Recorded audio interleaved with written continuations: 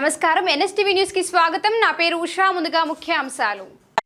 శ్రీ జ్ఞాన సరస్వతి అమ్మవారి క్షేత్రంలోని రేణుకాపూర్ దక్షిణాముఖి హనుమాన్ ఆలయ అభివృద్ధి కొరకు గ్రామానికి చెందిన బాపూజీ జ్ఞాన్ పటేల్ తనయుడు పుట్టినరోజు శుభ సందర్భంగా 1 లక్ష రూపాయల చెక్కును గురుస్వామి శ్రీనివాస్కు అందజేశారు. ముందుగా హనుమాన్ స్వామి సన్నిధిలో జ్ఞాని పటేల్ ప్రత్యేక పూజలు చేశారు.